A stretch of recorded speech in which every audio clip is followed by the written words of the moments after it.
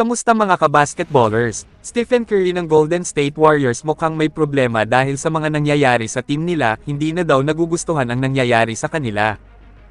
At may sinabi pa sa team nila na pag sila daw ay natatalo as a team bilang kabuuan, abay, ibang usapan na yan daw, yan nga po ang nangyayari sa Warriors sa laban nila kontra Denver Nuggets, kahit nga po nalamamang pa sila ng 18 points sa huling 5 minuto. Ngunit bigla nga pong nag-run ang Denver dito at hindi na nga po nakasagot pa ang Warriors. Sa game ng ito, Coach Steve Kerr natanong nga po kung bakit hindi pinabalik pa sa game si Kuminga dahil nga sa magandang performance ang ipinakita nito.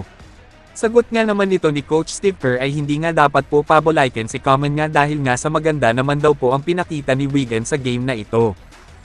Sa game na ito ng Warriors kontra Denver Nuggets, anong masasabi niyo mga kabasketballers? Tama ba ang naging desisyon ng coach ng Warriors na si Coach Steve Kerr ang hindi pagpabalik kay Kuminga kahit sa magandang laro ang ipinakita nito?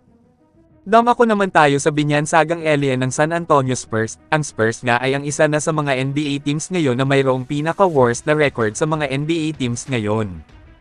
Ang Spurs nga po ngayon ay malabo na nga pong mananalo pa sa mga laban nila. Mayroon na nga pong record sila ngayon na 5 wins at 28 losses na isa sa pinaka-worst sa lega. Sa laban nga po ng Spurs versus Milwaukee ay binigyan nga pa rin po ng magandang laban ng binyansagang alien si Giannis at pinabaunan pa ng block sa game na ito. Kahit nga parent sa worst record ng Spurs ay nagkaroon nga naman parent ng improvement itong si Wembanyama, kahit nga po pinipostihan siya ay hindi rin naman nagpapatinag ang binyansagang alien ng San Antonio Spurs.